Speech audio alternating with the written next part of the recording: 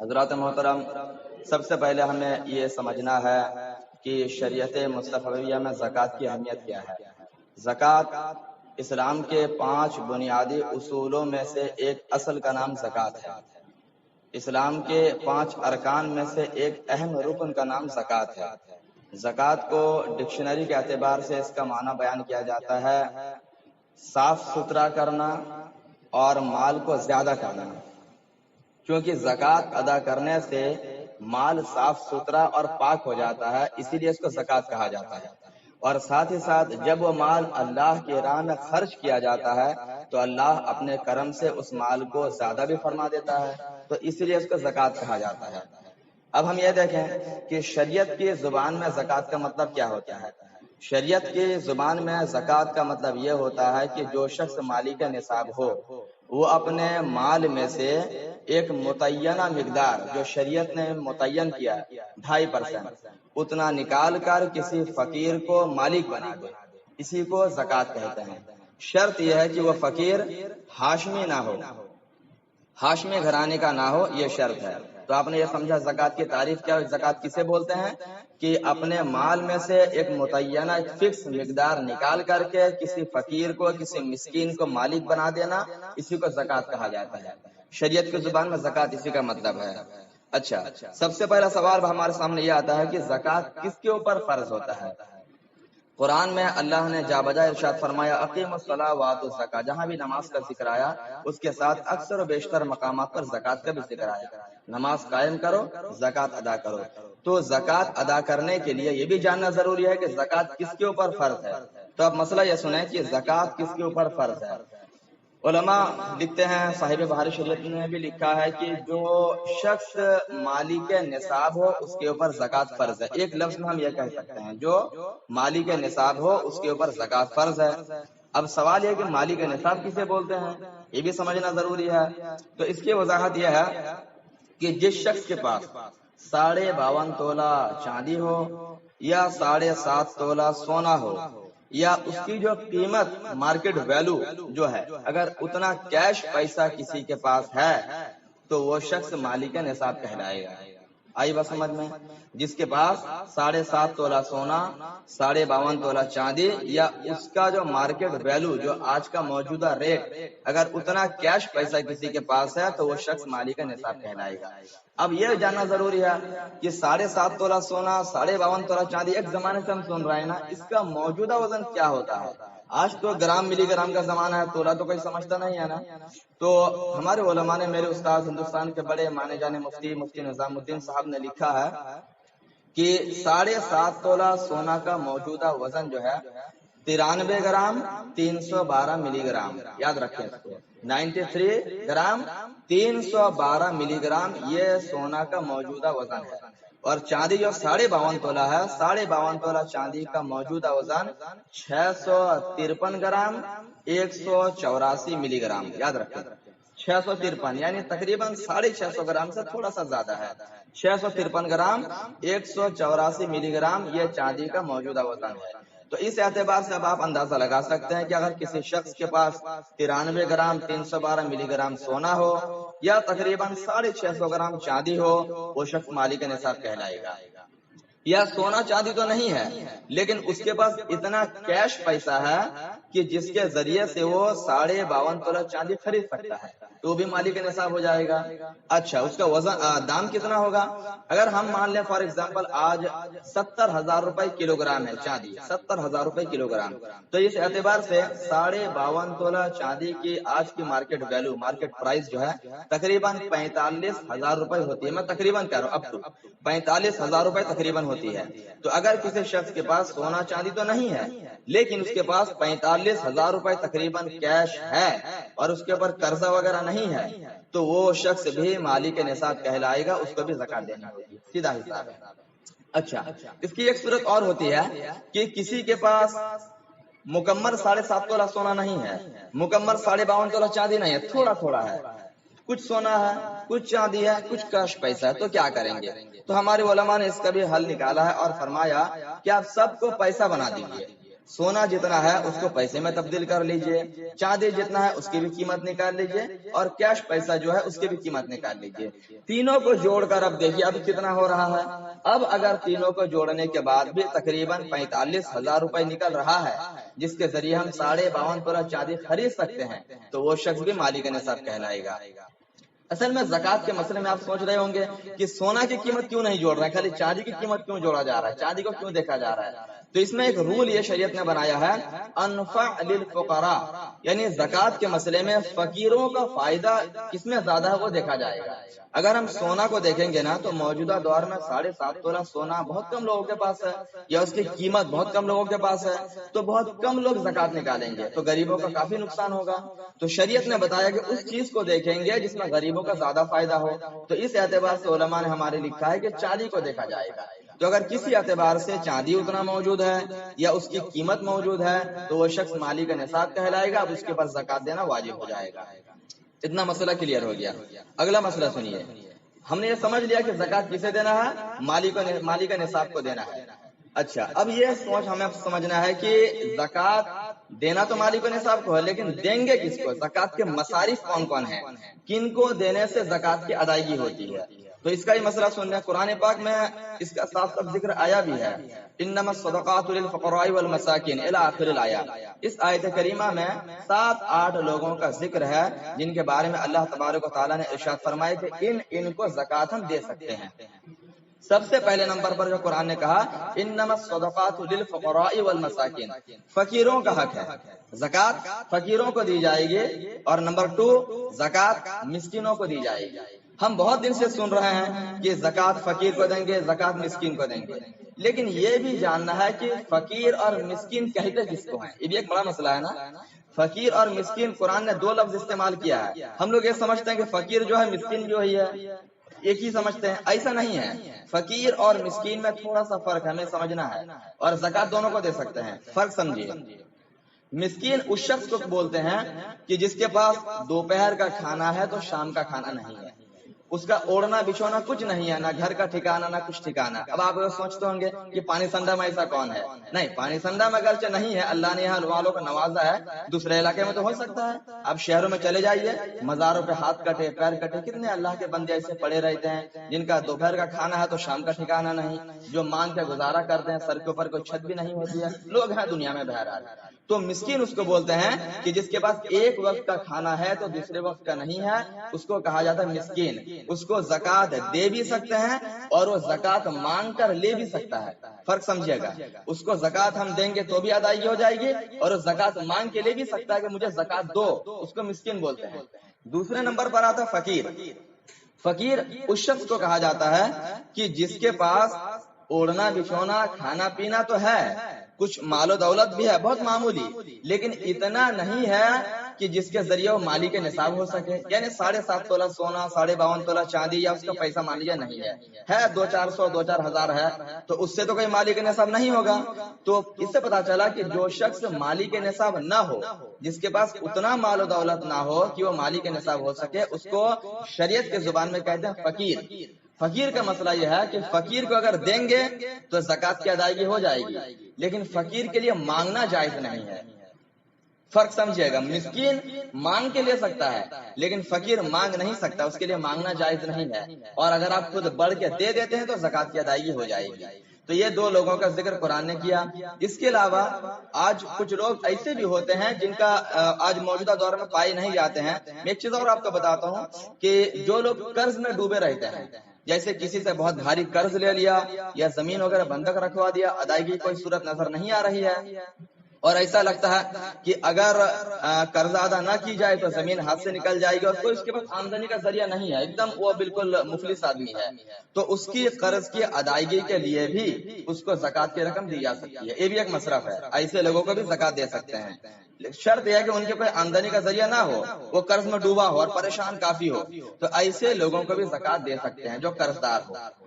अच्छा, इसी तरह एक और आता है कि फी सबीलिल्लाह, अल्लाह की राह में जो लोग हैं उनको भी ज़कात दी जा सकती है। अब अल्लाह के राह में होने की तफसीर कुछ इस तरीके से हम कर सकते हैं कि जो लोग मालिक निसाब नहीं है, جو لوگ مالی کا نصاب نہیں ہے لیکن وہ کسی دینی کام پر کسی مشن پر لگے ہوئے ہیں، جیسے لوگ جہاد میں پہلے جاتے تھے رسول اللہ کے زمانے میں، جو لوگ جہاد کرتے تھے تو جہاد کرنا یہ اللہ کی راہ میں لڑنا ہے، فی سبیل اللہ لڑائی کرنا ہے، تو جہاد کے لیے آپ نے گھوڑے کا انتظام کر دیا، آپ نے اونٹ کا انتظام کر دیا، ان کے کھانے پینے کا انتظام کر دیا، تو یہ ہو گیا فی سبیل اللہ۔ تو ایسے لوگوں کے لیے بھی آپ زکات دے سکتے ہیں۔ آج وہ چیز نہیں پائی جاتی ہے بہرحال، تو جو موٹی موٹی دو تین چیز آج پائی جاتی ہے، وہ فقیر ہے، وہ مسکین ہے، وہ قرض میں ڈوبا ہوا انسان ہے، تو ایسے لوگوں کو زکات ہم دے سکتے ہیں، زکات کی ادائیگی بالکل ہو جائے گی۔ اب ایک مسئلہ سنیے، یہ سوال آتا ہے کہ مسجد اور مدرسہ میں زکات دینے کا شرعی حکم کیا ہے؟ میں نے ابھی آپ کو بتایا کہ زکات کن کو دینا ہے؟ جو لوگ فقیر یا مسکین کے کیٹیگری میں آتے ہیں ان کو زکات دینا ہے، اور وہ انسان ہونے چاہیے نا، عاقل بالغ مسلمان ہونا چاہیے۔ مدرسہ مسجد کوئی انسان تو نہیں ہے، کوئی روحدار کوئی چیز تو ہے نہیں کہ ان کو زکات دیا جائے۔ تو حقیقت میں مدرسہ مسجد زکات کا مصرف نہیں ہے، لیکن مسئلہ یہ ہے کہ آج دین کو سنبھالنے کا قلعہ، دین پھیلانے کا ذریعہ صرف اور صرف مدرسہ مسجد ہے۔ دین آج جہاں سے پھوٹتا ہے، جہاں سے دین پروان چڑھتا ہے، لوگ علم دین سیکھتے ہیں، اس کا واحد ذریعہ کیا مدرسہ اور مسجد ٹھہر گئے ہیں۔ اس لیے ہمارے علماء نے فرمایا کہ مدرسہ چلانے کا ذریعہ بھی بس رمضان ہے اور صدقات اور خیرات ہیں۔ اگر لوگ زکات کی رقم بھی مسجد مدرسہ میں نہ دیں، مدرسے میں نہ دیں، تو یہ سب بند ہو جائیں گے، اور بند ہو جائیں گے تو دین کا بہت بڑا نقصان ہوگا۔ ہمیں امام کہاں سے ملے گا، ہمیں وائز کہاں سے ملیں گے، تو بہت بڑا دین کا نقصان ہوگا۔ تو اس لیے علماء نے فرمایا کہ مدرسہ مسجد میں، خاص کر کے مدرسہ میں زکات دے سکتے ہیں، لیکن اس کا طریقہ ہے ڈائریکٹلی زکات کی رقم کبھی بھی مدرسہ مسجد میں نہیں لگا سکتے، انڈائریکٹلی آپ کو لگانا ہے۔ اس کو بولتے ہیں شریعت کی زبان میں ہیلہ شرعی۔ ہیلہ شرعی کے بغیر اگر کوئی ڈائریکٹ پیسہ مدرسہ مسجد میں لگاتا ہے، بالکل ناجائز ہے۔ علماء نے لکھا ہے کہ مدرسہ کے جو متولیان ہوتے ہیں، جو ذمہ داران ہوتے ہیں، ان کو چاہیے کہ جو بھی زکات کی رقم آئے، زکات کی رقم کو پہلے ہیلہ شرعی کرائے، اس کے بعد اس رقم کو مدرسہ کی تعمیر میں، مدرسین کی تنخواہ میں وغیرہ وغیرہ کاموں میں خرچ کرے، وغیرہ وغیرہ کاموں میں خرچ کریں۔ تو ہیلہ شرعی کے بعد مدرس کی تنخواہ دے سکتے ہیں، بچوں کے کھانے میں اس کو خرچ کر سکتے ہیں، اور آپ مدرسے کے دوسرے ضروریات میں اس کو خرچ کر سکتے ہیں ہیلہ شرعی کے بعد۔ اسی طرح مسجد بھی جو ہے، اگر مسجد کو ایسی جگہ تعمیر کی جا رہی ہے جہاں مسلمان بہت کمزور ہیں، مسلمانوں کی مالی حالت بہت خستہ، بہت غریب علاقہ مان لیجیے، ان کے پاس مال و اسباب ہے ہی نہیں، تو وہاں پر ہمارے علماء فرماتے ہیں کہ وہاں بھی ہیلہ شرعی کے ذریعے مسجد میں پیسہ لگا سکتے ہیں زکات کا، ہیلہ شرعی کے ذریعے، لیکن شرط یہ ہے کہ مسلمان وہاں کے بہت خستہ حال ہونے چاہیے، ان کے پاس اتنی دولت ہے ہی نہیں کہ مسجد بنائیں، حالانکہ مسجد کی ضرورت ہے، تو اس صورت میں وہ ہیلہ شرعی کے بعد لگا سکتے ہیں۔ تو یہ پروسیس ہے۔ آج بہت سارے لوگ کیا کرتے ہیں، زکات کی رقم آتی ہے ڈائریکٹ، اس کو ڈائریکٹ اکاؤنٹ میں جمع کروا دیتے ہیں یا خرچ کر دیتے ہیں مدرسے میں۔ یہ کسی اعتبار سے جائز نہیں ہے، کیونکہ آپ سمجھے نا، کیونکہ مدرسہ مسجد کوئی انسان تو نہیں ہے نا، فقیر مسکین تو نہیں ہے، یہ تو ایک کہہ لیجیے ایک ٹرسٹیبل چیز ہوتی ہے، ایک فاؤنڈیشن ہوا کرتی ہے، پروٹیکشن ہوا کرتی ہے۔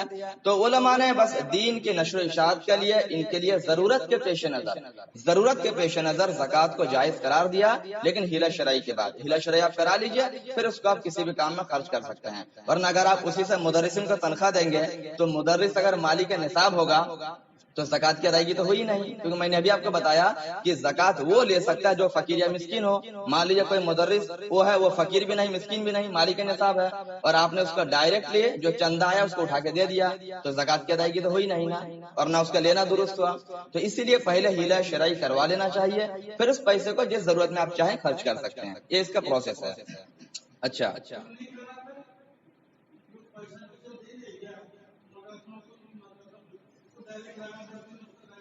دینے والے کی طرف سے ادائیگی تو ہو جائے گی، لیکن جو لوگ لے کر بغیر ہیلہ شرعی کے خرچہ کیے وہ گنہگار ہوں گے، وہ بڑے گناہ کے بھاگیدار ہو جائیں گے۔ دینے والے کی طرف سے ادائیگی اس کی ہو جائے گی، ہاں دینے والے کی طرف سے ادائیگی ہو جائے گی، لیکن لینے والے جس نے علم ہونے کی وجہ سے یا نہ ہونے کی وجہ سے بہرحال کسی بھی صورت میں اگر ڈائریکٹ لگا دیا تو گنہگار ہوں گے۔ اس معاملے میں علماء سے رابطہ کر لینا چاہیے۔ اچھا، ایک چیز اور مسئلہ آتا ہے کہ بھائی بہن کو زکات دینے کا مسئلہ کیا ہوتا ہے. دیکھیے یہ بہت اہم مسئلہ میں آپ کو بتانے جا رہا ہوں. میں نے جو چیز ابھی آپ کو مینشن کیا اور بتایا کہ فقیر مسکین یا قرض میں ڈوبے انسان کو زکات دینا چاہیے، تو اس میں سب سے افضل کس کو زکات دینا ہے؟ فقیر کو دینے سے ادا ہو جائے گا، مسکین کو دینے سے ادا ہو جائے گی، لیکن افضل کس کو ہے؟ افضل تو ہمارے علماء نے لکھا ہے کہ سب سے پہلے جو اپنے قریبی رشتہ دار ہیں ان کو زکات دیجیے. سب سے پہلے قریبی رشتہ دار، بھائی ہے، بہن ہے، پھوپھی ہے، چاچا ہے، ماموں ہے، خالو ہے، خالہ ہے، جو قریبی رشتہ دار ہیں ان کو سب سے پہلے زکات دینا چاہیے. فائدہ کیا؟ دو فائدہ دیکھیے. پہلا فائدہ یہ ہوگا کہ ان کو زکات دیں گے تو ان کی ضرورت پوری ہو جائے گی. دوسرا فائدہ یہ ہوگا کہ جب آپ اپنے رشتہ دار کو زکات دیں گے تو اس پر آپ کو صلہ رحمی کا بھی ثواب ملے گا اور آپ کی رشتہ داری میں اور مضبوطی آئے گی. آپ کی محبت بھائی بھائی کی، بھائی بہن کی اور چچا بھتیجے کے رشتہ اور مضبوط ہو جائے گا، محبت میں اضافہ ہو جائے گا. اور ہمارے نبی نے رشتہ داروں کے ساتھ صلہ رحمی کرنے کا، بھلائی کرنے کا حکم بھی دیا.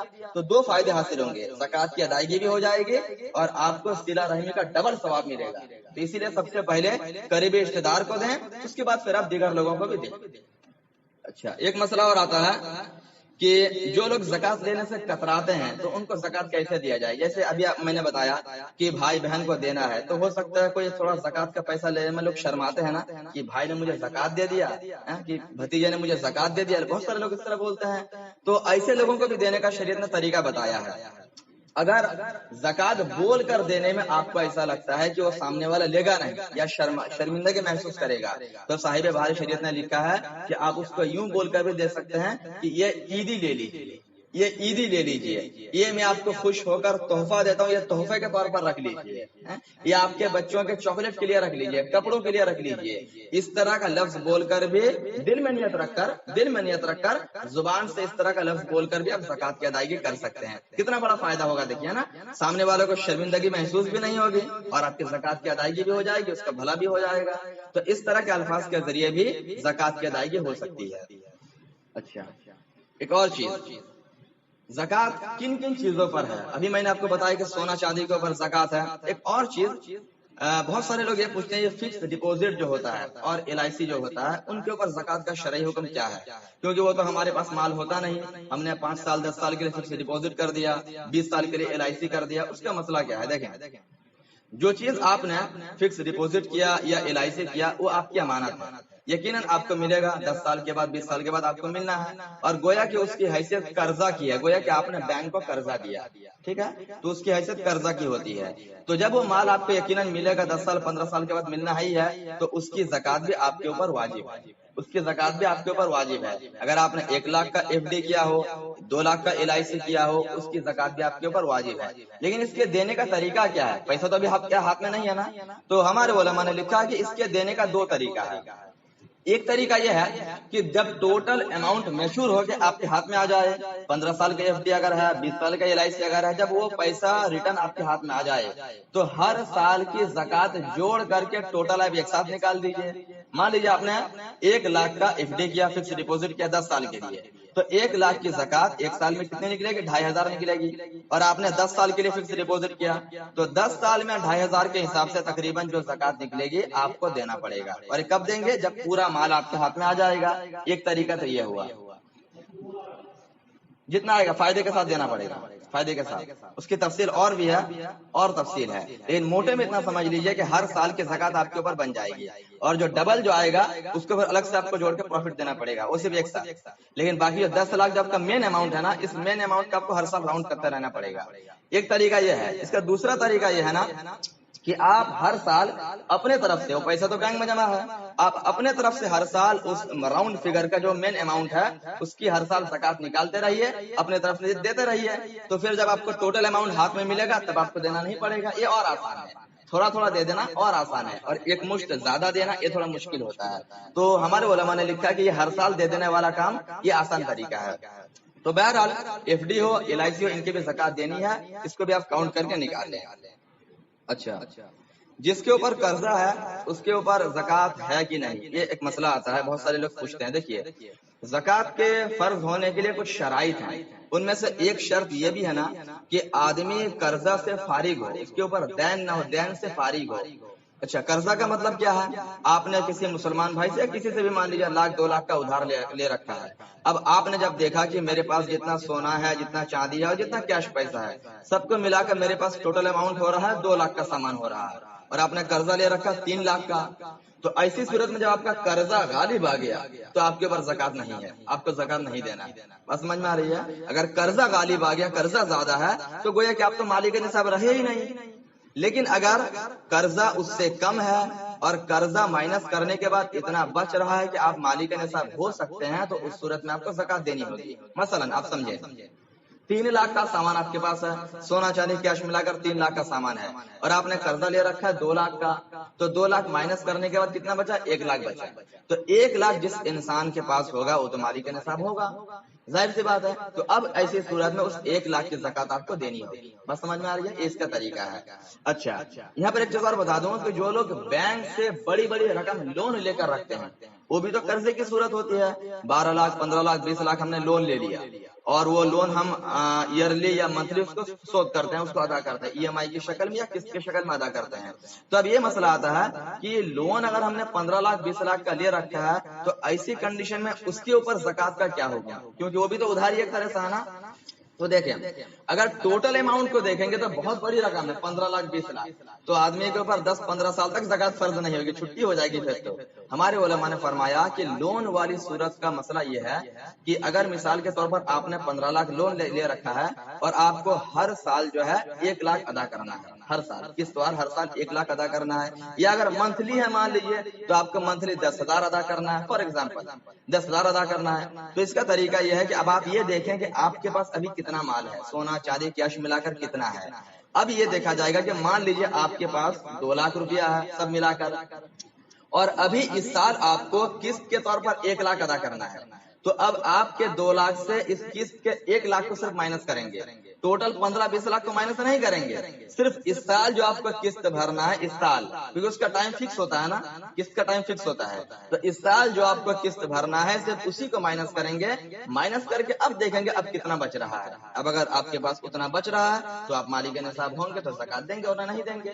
اسی طرح اگر منتھلی آپ بھر رہے ہیں تو ابھی ریسنٹلی آپ کو جو منتھلی ای ایم آئی بھرنا ہے، قسط بھرنا ہے، مان لیے 10,000 آپ کو ابھی رمضان میں بھرنا ہے 10,000. تو اس 10,000 کو آپ اپنے ٹوٹل اماؤنٹ سے مائنس کر لیجیے گا. تو جتنا بچے گا اس کو دیکھیں گے، اگر مالک نصاب ہو رہا تو زکات دے گا، ورنہ نہیں دے گا. یہ اس کا لون کا مسئلہ ہے، اس کو بہت دھیان سے سمجھیے گا. کچھ علماء بھی یہاں بہت بڑی غلطی کر بیٹھتے ہیں، ڈائریکٹ یہ بتا دیتے ہیں کہ اگر بینک سے 10 15 لاکھ لون لے رکھا ہے تو وہ تو قرضہ ہے، لہذا اس کے اوپر زکات نہیں ہے. تو اس لون والے قرضے کو عام قرضے کے اوپر قیاس نہیں کرنا چاہیے. لون کے قرضے کا مسئلہ الگ ہے، اور کسی انسان سے جو قرضہ لیتے ہیں اس کا مسئلہ الگ ہے. لوگ یہاں بہت بڑی بھول کر جاتے ہیں، اس کو سمجھنا چاہیے.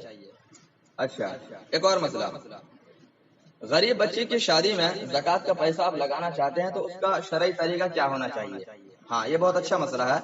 بہت سارے غریب بچیوں کے شادی میں ہم زکات کا پیسہ دینا چاہتے ہیں، لیکن اب یہ سوال یہاں پر یہ آ جاتا ہے کہ ان کے پاس تو سونا چاندی زیورات بھی کچھ بن جاتے ہیں، تو مالک کا نصاب ہو جاتے ہیں، تو ان کو کیسے زکات کی رقم دے؟ حالانکہ ہے وہ غریب، لیکن کسی طرح سے پھٹ وٹ کے بنا لیا تھوڑا بہت سونا چاندی. تو اس کا طریقہ یہ ہوگا کہ عام طور سے دیکھا جاتا ہے کہ سونا چاندی جو بچی کے لیے، جس کی شادی ہو رہی ہے، جو اس کے لیے بنایا جاتا ہے، وہ سونا چاندی بچی کے شادی کے ٹائم میں اس کو دیتے ہیں، ہے نا، شادی کا ٹائم اس کے حوالے کرتے ہیں. تو اس سے پہلے وہ سونا چاندی اس کے باپ ماں کی ملکیت میں رہتا ہے، اس کے باپ ماں اس کے مالک ہوتے ہیں، بچی تو مالک نہیں ہوتی ہے. بچی شادی کا ٹائم ہے، شادی کے بعد مالک ہوتی ہے.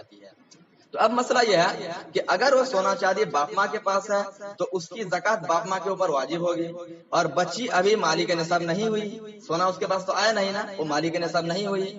تو اگر ہم پیسہ دینا چاہتے ہیں اس کی شادی میں تو اس کے باپ ماں تو مالک نصاب ان کو نہیں دے سکتے، لیکن ہے غریبی حالت میں تو ہم اس بچی کو دے سکتے ہیں. اگر وہ بالغہ ہے، اگر وہ بالغہ ہو گئی ہے تو اب ہم اس کے نام سے اس کے ہاتھ میں زکات کی رقم دے سکتے ہیں. زکات کی ادائیگی بالکل ہو جائے گی، کیونکہ وہ بچی مالک نصاب نہیں ہے.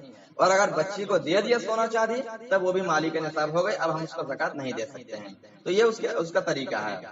اور اسی طرح اس کی زکات کا بھی کیا مسئلہ ہوگا؟ اس کے زکات کا بھی یہی مسئلہ ہوگا کہ اگر بچی کو سونا چاندی دے دیا باپ ماں نے اور اس کو مالک بنا دیا اور بچی بالغہ بھی ہے، تو ایسی صورت میں جب سال گھومے گا تو اس زیور کی زکات اس بچی کو دینی ہوگی، کیونکہ بالغہ بھی ہے اور مالک بھی بن گئی. تو 1 سال گھومنے کے بعد اس کا زکات دینی ہوگی. اس کا مسئلہ یہ ہے. اچھا ہاں، ایک مسئلہ یہ بھی آتا ہے کہ جو پیسہ بچی کے شادی کے لیے یا گھر بنانے کے لیے رکھا جاتا ہے اس کے اوپر زکات ہے کہ نہیں. بہت سارے لوگ جمع کرتے ہیں نا، جمع کرتے ہیں گھر بنانے کے لیے، بچی کے شادی کے لیے، حج وغیرہ کے لیے جمع کرتے ہیں، تو اس کے اوپر زکات کا مسئلہ کیا ہے؟ دیکھیں ایک چیز یہ سمجھیں کہ جو مال خرچ ہو گیا اس کا کوئی حساب نہیں. جو مال خرچ ہو گیا آپ کے ملکیت میں ابھی نہیں ہے اس کا کوئی حساب نہیں ہے. بھلے ہی جیسے آج آپ کا زکات کا سال پورا ہو رہا ہے، آج آپ کے پاس 10 لاکھ روپے تھا، ایک دن پہلے آپ نے 5 لاکھ خرچ کر دیا، اس کے اوپر زکات نہیں ہے، وہ معاف ہے. جو ریسنٹلی ابھی آپ کے پاس موجود ہے، جس کے آپ مالک ہیں، ان کی زکات آپ کو دینی ہے. تو اس اعتبار سے گھر بنانے کے لیے، بچی کی شادی کے لیے جو پیسہ آپ نے جمع کر رکھا ہے وہ چونکہ آپ کی ملکیت میں ہے، آپ اس کے مالک ہیں، تو اس کی بھی زکات آپ کو دینی ہوگی. اگر وہ خرچ ہو جائے تو الگ بات ہے. اگر آپ اس کے لیے اس پیسے سے بچی کے لیے کھاٹ پلنگ بنوا لیے، کوئی ضرورت کا سامان بنوا لیے، وہ تو خرچہ ہو گیا، تب الگ مسئلہ ہے. لیکن اگر وہ پیسے کی شکل میں ہے یا سونا چاندی کی شکل میں ہے تو اس کی زکات بہرحال دینی پڑے گی. اچھا ایک اور مسئلہ، جو چیز بندھک رکھی ہوئی ہے اس کی زکات کا کیا مسئلہ ہے؟ بہت سارے لوگ پیسے کا کبھی پرابلم ہوتا ہے تو کیا کرتے ہیں، گولڈ لون لے لیتے ہیں نا، سونا وغیرہ بینک میں رکھوا دیتے ہیں یا کسی سود خور کو دے دیتے ہیں، دیکھیں اس کے پاس سے کیا پیسہ ویسا لے لیتے ہیں. بہرحال تو یہ جو سونا وغیرہ رکھ دیتے ہیں، گروی رکھ دیتے ہیں، اس کے اوپر، اس سونے کے اوپر زکات ہے کہ نہیں؟ تو علماء نے اس کا مسئلہ بیان کیا ہے کہ جو چیز بندھک رکھی رہتی ہے، گروی رکھی جاتی ہے، اس کے اوپر زکات نہیں ہے. کیوں؟ کیونکہ زکات کے فرض ہونے کے لیے جو شرائط بتائی گئی ہے اس میں سے ایک شرط یہ بھی ہے کہ آدمی اس چیز کا مالک ہو، اس چیز کا مالک ہو. اور جو چیز گروی رکھی جاتی ہے نا، اس کے اوپر اس آدمی کی ملکیت مکمل نہیں ہوتی ہے، کیونکہ وہاں پر یہ شرط ہوتی ہے کہ اگر پیسہ نہیں ادا کر پایا تو سامان تو ہاتھ سے نکل جائے گا نا، تو اس کی ملکیت کامل نہیں ہوتی ہے، مکمل نہیں ہوتی ہے. تو اس وجہ سے جب اس کی ملکیت اس سونے کے اوپر مکمل ہے ہی نہیں تو سونے کی زکات بھی اس کو نہیں ادا کرنا ہے، جو چیز بندھک رکھی جاتی ہے. اچھا ایک اور مسئلہ، دکان پر لاکھوں کا سامان ہے تو کیا کریں؟ زکات کا کیا مسئلہ ہے؟ دیکھیے، دکان ہو یا کوئی بھی بزنس ہو، تجارت کا جو مال ہوتا ہے، بزنس کا جو مال ہوتا ہے، اس کے اوپر بھی زکات ہے. مثال کے طور پر ہماری کپڑے کی دکان ہے، مثال کے طور پر ہمارے پاس کوئی میٹیریل کی دکان ہے یا ہمارے پاس فرنیچر کی دکان ہے، تو آپ کو کیلکولیشن کرنا پڑے گا کہ میری دکان پر کتنے روپے کا کپڑا ہو سکتا ہے، کتنے روپے کا سامان ہو سکتا ہے. اس کو مال تجارت بولتے ہیں. تو مال تجارت جتنے روپے کا آپ کے دکان پر بھی اسٹاک ہوگا تو اس کا اماؤنٹ جوڑ کر کے آپ کو اس کی بھی زکات دینی ہوگی. کیونکہ جب اس طرح سے آپ ادا کریں گے نا تو اللہ کی طرف سے ان مالوں کی حفاظت بھی ہوگی. میں نے پچھلے سال آپ کو ایک واقعہ بھی بتایا تھا، کلکتہ میں وہ چپل دکان والے، بہرحال اس کی بھی زکات، اس کو زکات دینی ہے. اچھا ہاں، ایک بہت اچھا مسئلہ آ رہا ہے، جو زمینیں کھیتی باڑی کے لیے نہیں ہوتی ہے، آدمی بزنس کے لیے خریدتا ہے، پلاٹنگ کے لیے، آج خریدا، دام بڑھا، 2 سال کے بعد ہم نے بیچ دیا، تو ایسی زمینوں کا شرع میں کیا حکم ہے؟ دیکھیے، زمین عام طور سے 3 طرح کی ہم کہہ سکتے ہیں، 3 طرح کی زمینیں ہو سکتی ہیں. ایک زمین وہ ہوگی جو ہم نے گھر بنانے کے لیے خریدا ہوگا، اس کے اوپر زکات نہیں ہے. ایک زمین وہ ہوگی جس میں کھیتی باڑی ہوتی ہے، اس کے اوپر بھی زکات نہیں ہے، اس کے اوپر عشر ہے فصل کے اوپر. اور ایک زمین وہ ہوتی ہے کہ جو ہم نے اس نیت سے خریدا ہے کہ آج ہم نے خرید لیا، کل دام بڑھے گا تو ہم کل اس کو بیچ دیں گے، تو اب ایسی کنڈیشن میں وہ زمین آپ کے بزنس کا مال ہو گیا، تجارت کے لیے ہو گیا، اور تجارت کے مال کے اوپر زکات ہوتا ہے. تو ایسی صورت میں اس زمین کی جو مارکیٹ ویلو ہوگی اس دن، ایسے رمضان چل رہا ہے، ابھی جو قیمت ہوگی، تو ایسی زمین کی قیمت آپ کو نکال کر کے اس کی زکات آپ کو ادا کرنی ہے. لیکن یہ یاد رکھیں کہ آپ نے خریدتے ٹائم میں جس نیت سے زمین کو خریدا تھا اسی کا اعتبار ہوگا. جب آپ نے زمین خریدی تب اگر آپ کی نیت یہ تھی کہ میں اس کو پلاٹنگ کے لیے ہی خرید رہا ہوں، تجارت کے لیے ہی خرید رہا ہوں، تو اس صورت میں آپ کو زکات دینی ہوگی. لیکن بعد میں اگر آپ کی نیت بدل جائے کہ نہیں، یہ زمین تو بڑی اچھی لوکیشن پہ ہے، اب اس کو بیچنا نہیں ہے، یہاں پر میں گھر بناؤں گا، یہاں پر میں دکان بناؤں گا، جہاں آپ کی نیت بدلی اب اس کی زکات نہیں دینی ہے. سمجھ گئے؟ یعنی کہ آپ کی نیت سیم ہونی چاہیے کہ میں اس کو بیچوں گا ہی بیچوں گا. جب آپ کی نیت سیم ہوگی تو اس صورت میں زکات ہوگی. اسی طرح اگر آپ نے کوئی زمین خریدی اور خریدتے ٹائم میں آپ کی نیت یہ تھی کہ یہاں پر میں گھر بناؤں گا، دکان بناؤں گا، تو یہ نیت دکان اور گھر بنانے کی ہے، اس زمین کے اوپر بھی زکات نہیں دینی ہے. اونلی اس زمین کے اوپر ہے جو آپ تجارت کی نیت سے خریدیں اور اسی نیت پر آپ قائم بھی رہیں، تو اس زمین کا اماؤنٹ جوڑ کر کے آپ کو زکات دینی ہے. اسی طرح ایک اور مسئلہ، بس ایک دو بات اور، جو گاڑیاں اور جو دکانیں کرائے پر چلتی ہیں ان گاڑیوں پر ان دکانوں پر زکات ہے کہ نہیں؟ ہم بہت سارے فلیٹ بنا کے بھاڑے پر چھوڑ دیتے ہیں، گاڑی ہے بھاڑے پر چھوڑ دیتے ہیں، تو ان کے اوپر زکات ہے کہ نہیں؟ دیکھیے جو گاڑی ہے یا جو دکانیں ہیں یا جو مکانیں بھاڑے پر ہیں، لاج وغیرہ ہے کسی کا، تو ان چیزوں پر ڈائریکٹ زکات نہیں ہے، ان چیزوں پر زکات نہیں ہے۔ گاڑی پر جو آمدنی آتی ہے، اسی طرح ہوٹل پر روم پر جو بھاڑا آتا ہے، جو آپ کی آمدنی ہوتی ہے، اس پورے آمدنی کو آپ ایک سال میں کیلکولیشن کر لیجئے کتنی آمدنی ہو رہی ہے۔ تو ایسی کنڈیشن میں جب جتنی آمدنی ہوگی آپ کو اس آمدنی کے اوپر زکات دینا ہے، اس گاڑی کے اوپر زکات نہیں، بھلے وہ گاڑی 1,10,00,000 کی کیوں نہ ہو جائے، اس گاڑی کے اوپر، اس لاج، اس فلیٹ کے اوپر زکات نہیں ہے، اس کی آمدنی کے اوپر زکات ہے۔ تو یہ چیزیں کچھ زکات کے متعلق اہم مسائل تھے۔ اب ایک چیز یہاں پر اہم اور بتا دوں کہ مالی کے نصاب ہونے کے لیے یہ بھی شرط ہے کہ وہ شخص حاجت اصلیہ سے فارغ ہو، یعنی سونا چاندی اتنا ہو یا کیش اتنا ہو، ساتھ ہی ساتھ یہ ضروری ہے کہ وہ کیا ہو، حاجت اصلیہ کو چھوڑ کر اتنا ہونا چاہیے۔ حاجت اصلیہ کا مطلب کیا ہوتا ہے؟ ایک انسان کے لیے زندگی گزارنے کے لیے جو چیزیں ضروری ہوتی ہے، جیسے زندگی گزارنے کے لیے کیا ضروری ہے؟ رہنے کے لیے گھر چاہیے، چلنے کے لیے گاڑی چاہیے، کھانے پینے کے لیے غلہ چاہیے، کچن کا سامان چاہیے، پہننے کے لیے کپڑے چاہیے، تو یہ سب انسان کی ضرورت کی چیزیں ہیں۔ تو انسان کی ضرورت کی جو چیزیں ہوتی ہے ان کے اوپر زکات بالکل بھی نہیں ہے۔ اگر آپ اپنے استعمال کے لیے 10 موٹر سائیکل بھی خرید کر رکھ لیں اس کے اوپر زکات نہیں ہے، لیکن جہاں آپ نے ایک بھاڑے کے لیے چھوڑ دیا فوراً اس کے بھاڑے پر زکات لگ جائے گا۔ اسی طرح آپ اپنے رہنے کے لیے اگر 5 گھر بھی بنا کر چھوڑ دیں گے کہ سب میرے رہنے کے لیے ہے، وہ گھر بھلے ہی کروڑ روپے کے ہوں، اس کے اوپر زکات شریعت نہیں لگاتی ہے۔ شریعت بہت